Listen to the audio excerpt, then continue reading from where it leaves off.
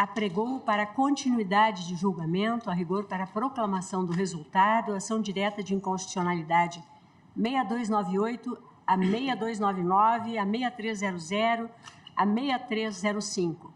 Essas 4 ações diretas de inconstitucionalidade sobre a relatoria do eminente ministro Luiz Fux, e tem como requerentes a Associação de Magistrados Brasileiros, a Associação AJUF, dos Juízes Federais, partidos políticos, Podemos, Outro e União Brasil, e ainda a Associação Nacional dos Membros do Ministério Público, CONAMP. Todas dizendo respeito à ODS 16, Paz, Justiça e Instituições Eficazes. Embora me pareça desnecessário, só relembro aos colegas que ontem o ministro Luiz Roberto Barroso, ministra Carmen Lúcia, ministro Gilmar Mendes e eu própria proferimos nossos votos, todos nós julgando parcialmente procedentes as ações diretas, nos termos como explanamos. Foi, então, suspenso o julgamento para a proclamação do resultado nesta data. E passo a fazê-lo nos seguintes termos.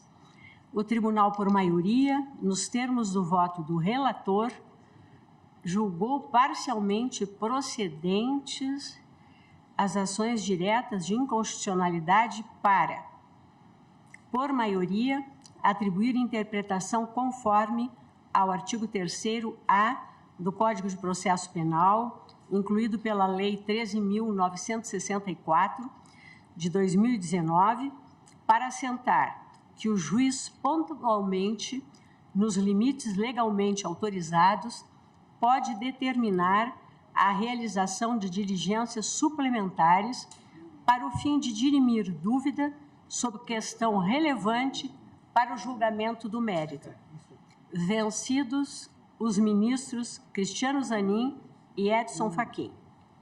2. Por maioria, declarar a constitucionalidade do caput do artigo 3º-B do Código de Processo Penal, incluído pela Lei 13.964 de 2019, e por unanimidade fixar o prazo de 12 meses a contar da publicação da ata do julgamento para que sejam adotadas as medidas legislativas e administrativas necessárias à adequação das diferentes leis de organização judiciária, à efetiva implantação e ao efetivo funcionamento do Juiz das Garantias em todo o país. Tudo conforme as diretrizes do Conselho Nacional de Justiça e sob a supervisão dele. Esse prazo poderá ser prorrogado uma única vez, por no máximo 12 meses, devendo a devida justificativa ser apresentada em procedimento realizado junto ao Conselho Nacional de Justiça, vencido apenas quanto à inconstitucionalidade formal o relator, que entendia competir às leis de organização judiciária à sua instituição. Terceiro, por unanimidade, declarar a inconstitucionalidade parcial por arrastamento do artigo 20 da Lei 13.964 de 2019, quanto à fixação do prazo de 30 dias para a instalação dos juízes das garantias. 4. Por unanimidade, atribuir interpretação conforme aos incisos 4, 8 e 9 do artigo 3º-B do CPP, incluído pela lei, que todos agora já sabem até de cor, para que todos os atos praticados pelo Ministério Público como condutor de investigação penal se submetam ao controle judicial. Habeas corpus 89.837, relatoria do ministro Celso de Mello. E fixar o prazo de até 90 dias contados da publicação da ata do julgamento para os representantes do Ministério Público encaminharem, sob pena de nulidade, todos os PICs e outros procedimentos de investigação criminal, mesmo que tenham outra denominação, ao respectivo juiz natural, independentemente de o juiz das garantias já ter sido implementado na respectiva jurisdição. 5. Por unanimidade, atribuir interpretação conforme ao inciso 6 do artigo 3º-B do CPP, incluído pela Lei 13.964 de 2019, para prever que o exercício do contraditório será preferencialmente em audiência pública e oral. 6. Por unanimidade, atribuir interpretação conforme ao inciso 7 do artigo 3º-B do Código de Processo Penal, incluído pela Lei 13.964 de 2019, e atribuir interpretação conforme para assentar que a competência do juiz das garantias cessa com o oferecimento da denúncia. Vencido o ministro Edson Fachin. 8. Por unanimidade, atribuir interpretação conforme ao parágrafo 1º do artigo 3º-B do CPP, incluído pela Lei 13.964 de 2019, para estabelecer que o preso em flagrante ou por força de mandado de prisão provisória será encaminhado à presença do juiz das garantias no prazo de 24 horas, salvo impossibilidade fática, momento em que se realizará a audiência com a presença do Ministério Público e da Defensoria Pública ou de advogado constituído, cabendo excepcionalmente o emprego de videoconferência, mediante decisão da autoridade judiciária competente, desde que este meio seja apto à verificação da integridade do preso e à garantia de todos os seus direitos. 9. Por unanimidade, atribuir interpretação conforme ao parágrafo 2º do artigo 3º-B do CPP, incluído pela Lei 13.964 de 2019, para assentar que a. O juiz pode decidir de forma fundamentada, reconhecendo a necessidade de novas prorrogações do inquérito, diante de elementos concretos e da complexidade da investigação. E B. A observância do prazo previsto em lei não implica a revogação automática da prisão preventiva, devendo o juiz competente ser instado a avaliar os motivos que a ensejaram, nos termos da ADI 6581. 10. Por unanimidade, atribuir interpretação conforme a primeira parte do caput do artigo 3º-C do CPP, incluído pela Lei 13.964 de 2019, para esclarecer que as normas relativas ao juiz das garantias não se aplicam às seguintes situações: a. Processos de competência originária dos tribunais, os quais são regidos pela Lei 8.038 de 1990. B. Processos de competência do Tribunal do Júri. C. Casos de violência doméstica e familiar. E D. Infrações penais de menor potencial ofensivo.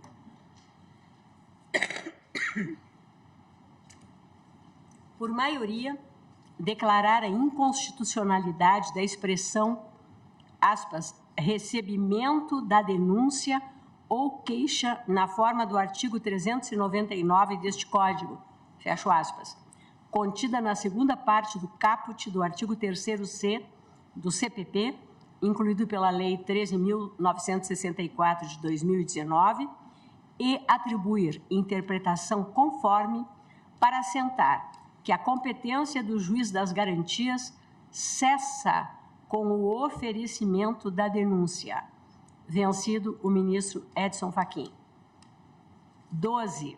Por maioria, declarar a inconstitucionalidade do termo, aspas, recebida, aspas, contido no parágrafo 1º do artigo 3º do CPP, incluído pela Lei 13.964 de 2019, e atribuir interpretação conforme ao dispositivo para assentar que, oferecida a denúncia ou queixa, as questões pendentes serão decididas pelo juiz da instrução e julgamento. Vencido o ministro Edson Fachin. 13. Por maioria, declarar a inconstitucionalidade do termo, aspas, recebimento, fecho aspas, contido no parágrafo 2º do artigo 3º-C do CPP, incluído pela Lei 13.964 de 2019, e atribuir interpretação conforme ao dispositivo para assentar que, após o oferecimento da denúncia ou queixa, o juiz da instrução e julgamento deverá reexaminar a necessidade das medidas cautelares em curso no prazo máximo de 10 dias. Vencido o ministro Edson Fachin. 14. Por unanimidade, declarar a inconstitucionalidade, com redução de texto, dos parágrafos 3º e 4º do artigo 3º-C do CPP, incluídos pela Lei 13.964 de 2019, e atribuir interpretação conforme para entender que os autos que compõem as matérias de competência do juiz das garantias serão remetidos ao juiz da instrução e julgamento. 15. Por unanimidade, declarar a inconstitucionalidade do caput do artigo 3D do CPP, incluído pela Lei 13.964 de 2019. 16. Por unanimidade, declarar a inconstitucionalidade formal do parágrafo único do artigo 3º-D do CPP, incluído pela Lei 13.964 de 2019. 17. Por unanimidade, atribuir interpretação conforme ao artigo 3º-E do CPP, incluído pela Lei 13.964 de 2019, para assentar que o juiz das garantias será investido e não designado, conforme as normas de organização judiciária da União, dos Estados e do Distrito Federal, observando critérios objetivos a serem periodicamente divulgados pelo respectivo tribunal. 18. Por unanimidade, declarar a constitucionalidade do caput do artigo 3º-F do CPP, incluído pela Lei 13.964 de 2019.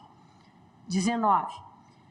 Por unanimidade, atribuir interpretação conforme ao parágrafo único do artigo 3º-F do CPP, incluído pela Lei 13.964 de 2019, para assentar que a divulgação de informações sobre a realização da prisão e a identidade do preso pelas autoridades policiais, Ministério Público e Magistratura deve assegurar a efetividade da persecução penal, o direito à informação e a dignidade da pessoa submetida à prisão.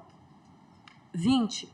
Por maioria, atribuir interpretação conforme ao caput do artigo 28 do CPP, alterado pela Lei 13.964 de 2019, para assentar que, ao se manifestar pelo arquivamento do inquérito policial ou dos quaisquer elementos informativos da mesma natureza, o órgão do Ministério Público submeterá a sua manifestação ao juiz competente e comunicará a vítima ao investigado e à autoridade policial. podendo encaminhar os autos para o Procurador-Geral ou para a instância de revisão ministerial, quando houver, para fins de homologação na forma da lei, vencido o ministro Alexandre de Moraes. Presidente. Pois não?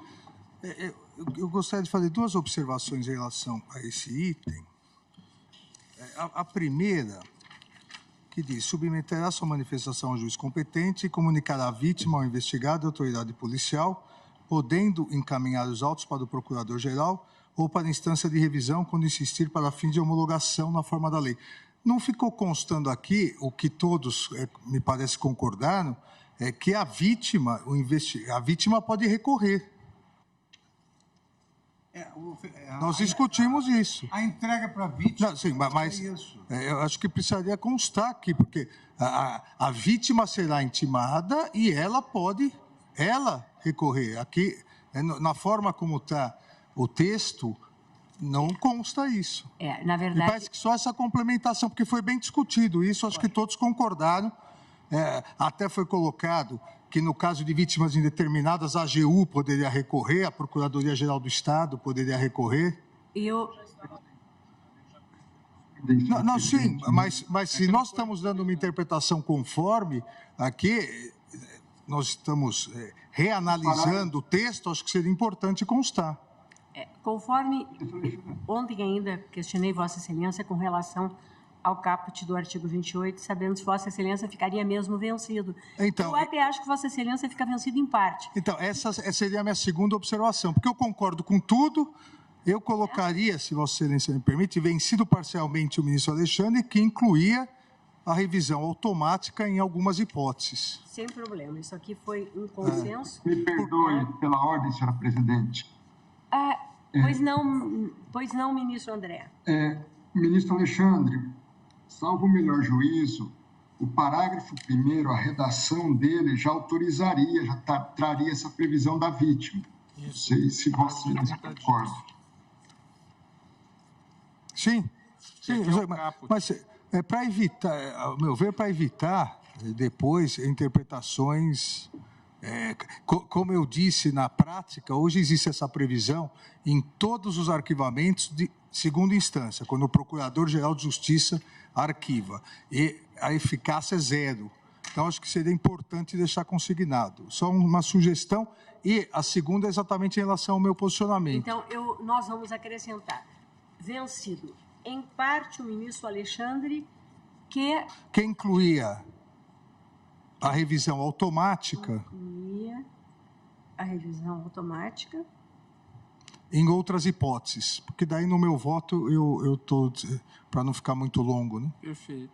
Em outras hipóteses. E a questão do recurso está no parágrafo 1º, que o parágrafo 1º, ele estabelece que se a vítima ou seu representante legal não concordar com o arquivamento do inquérito policial, poderá, no prazo de 30 dias do recebimento da comunicação, submeter a matéria à revisão da instância competente do órgão ministerial, conforme dispuser a respectiva lei orgânica. Acho que nós não pusemos exatamente. E existe um dispositivo que não foi impugnado, por isso que nós não tratamos dele, que diz que a advocacia pública poderá fazê-lo também. É que esse dispositivo nós não tratamos aqui porque ele não foi impugnado. Eu entendo, ministro. O único problema, assim, eu insisto, é que no item 20 e no 21, nós tratamos do artigo 28 por inteiro. Então, no 20, nós tratamos do caput e no 21 do parágrafo 1º. Nem no 20, nem no 21, na nossa interpretação conforme, está que a vítima pode recorrer. Mas no parágrafo 1º. Sim, mas está na lei. Só que nós estamos interpretando o parágrafo 1º no artigo 28, no item 21. E também não estamos dizendo isso da vítima. Então, talvez seja o caso de completar no 21. Para assentar que, além da vítima poder recorrer, Então, poderia, talvez... A interpretação é exatamente essa. Ficaria melhor assim, ministro Toffoli? Para assentar que a autoridade judicial competente também, esse também quer dizer que as outras que estão previstas lá... Então, talvez pudesse colocar para assentar que, além do recurso da vítima, a autoridade judicial competente também poderá submeter a matéria à revisão. Talvez... que além da vítima... Vou explicar a nossa preocupação qual foi. Como nós estamos por arrastamento, declarando parcialmente improcedente o 20, por quê? Porque essa lei é enorme, ela mexe com vários outros dispositivos. Então, por essa razão, o 20 se limitou aos dispositivos impugnados. Nós nos limitamos aos dispositivos impugnados. Eu não discordo, ministro Fux. O que acontece é, amanhã, na prática, as pessoas, os órgãos começam a olhar a nossa decisão. E vão olhar como o Supremo interpretou o parágrafo 1º do artigo 28. Por unanimidade, atribuiu interpretação conforme ao parágrafo 1º do artigo 28, incluído pela lei tal, para assentar que a autoridade judicial competente também poderá submeter a matéria à revisão da instância competente. Se incluir só para assentar que, além do recurso da vítima, a gente não deixa nenhuma dúvida. A minha sugestão, então, seria, se me permite... Eu acho que a inclusão do ministro Alexandre não prejudica. Eu sugeriria, então... Mas não prejudica. Senhora presidente, a seguinte redação. Para o item 21, que ainda Vossa Excelência não tinha chegado a ele. Por unanimidade, atribuir a interpretação conforme ao parágrafo 1º do artigo 28 do CPP, incluído pela Lei 13.964, de 2019, para assentar que, e aqui o acréscimo, além da vítima ou do seu representante legal, vírgula, aí volta para o texto que está distribuído. A autoridade judicial competente também poderá submeter a matéria à revisão da instância competente do órgão ministerial, caso verifique patente ilegalidade ou teratologia no ato do arquivamento. Assim, não vai ter a interpretação que estaria excluindo a vítima ou seu representante legal. Por isso que eu disse que é demais não prejudica. Ótimo. Fica claríssimo. Ótimo. E é a sugestão exatamente... além da vítima, que foi proposta pelo ministro Alexandre, que Vossa Excelência agora complementou, clareando mais ainda. Ficou perfeito. O eminente relator, concordo. Representante legal... E os demais ministros estão de acordo? De acordo. Todos de acordo? Ministro André aí na tela? De acordo? Todos de acordo? Senhora presidente. Então, fazemos a adequação e eu passo... eu releio o item 20, não vou ler todo, ficou todo igual, a única modificação foi vencido em parte o ministro Alexandre de Moraes, que incluía a revisão automática em outras hipóteses.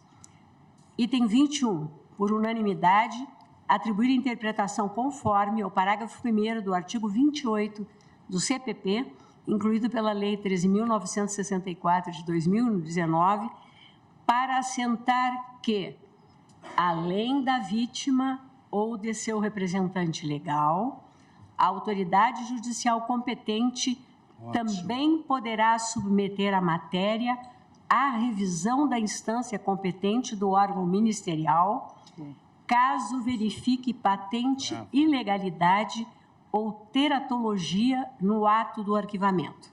Aí também tem que constar, não é, presidente, o representante legal, não é? Ou o seu representante legal para... Constou. Eu não sei se Vossas Excelências já não estão cansados da minha voz. Eu já estou, mas constou. Não, tá boa. Ministro Fux. Eu também.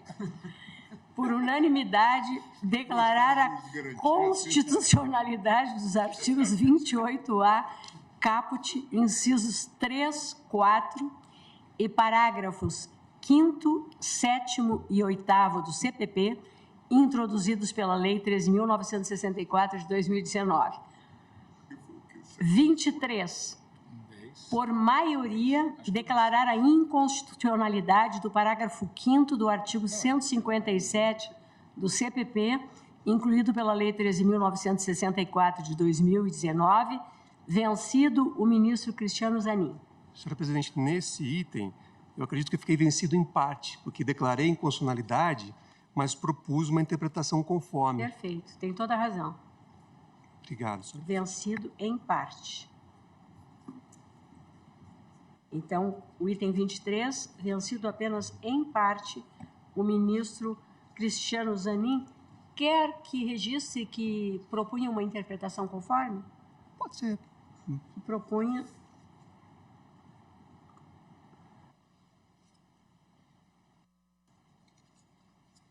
Interpretação conforme, com o voto de Vossa Excelência depois, certo?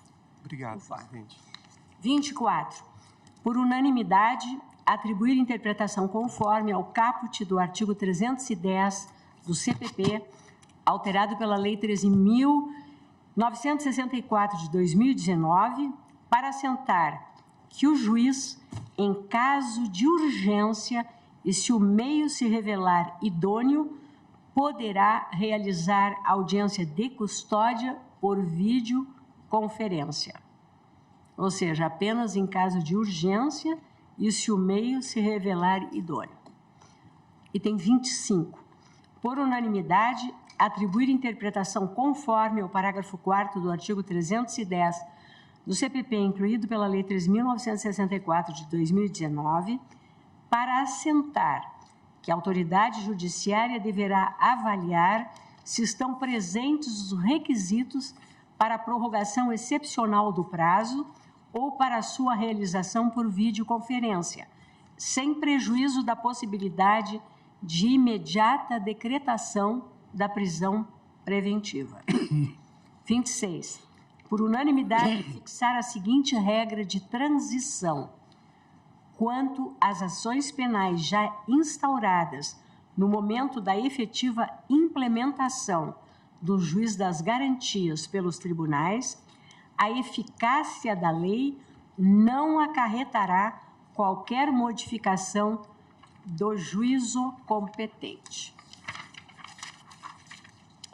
Questiono os eminentes pares, a começar pelo eminente relator. De acordo. Todos de acordo com a proclamação? Então, agradeço. Julgamento encerrado. Senhora presidente, Perdão. A questão da lavratura do acordo. Na verdade, nós temos o ministro Fux vencido num item. E, então, pelo regimento, passaríamos a redação do acórdão para o ministro que tivesse apresentado a primeira divergência, e que não tivesse ficado vencido em nada.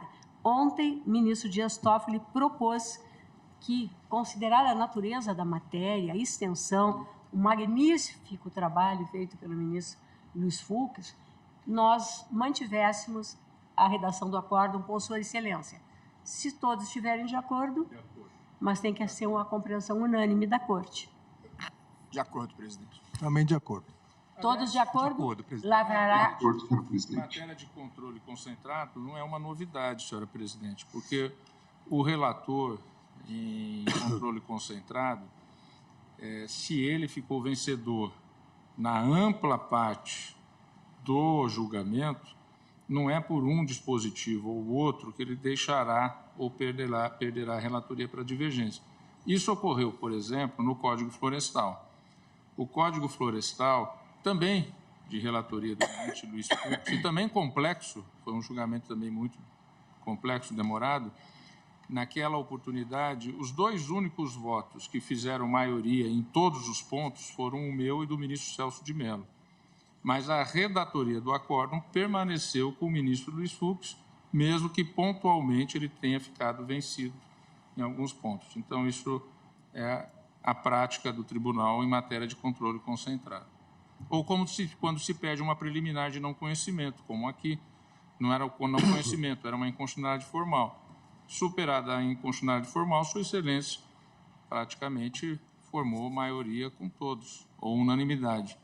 Parabenizar Vossa Excelência pela condução, senhora presidente, e também eu penso que esse julgamento demonstrou uma atuação do colegiado em formar consensos. Quiçá nós tivéssemos a possibilidade de, em tantos outros julgamentos de tamanha importância, nos dedicarmos assim, mas nós somos submetidos a uma avalanche de casos e que a sociedade demanda, celeridade na solução, mas foi uma condução primorosa. Parabéns, presidente. Presidente, Muito naquela obrigada, oportunidade que eu ministro pedi a Toffoli. palavra, eu pedi a palavra exatamente para destacar que, efetivamente, esse julgamento per curiam, ele se deu exatamente pela habilidade de Vossa Excelência. Ao longo do julgamento, os consensos foram sendo formados. E eu atribuo isso não só à presença de Vossa Excelência, mas também aos bons fluidos que nos trouxe o novel ministro Cristiano Zanin. Na verdade, foi uma construção coletiva, né? Muito bonita. Foi um julgamento per curiam.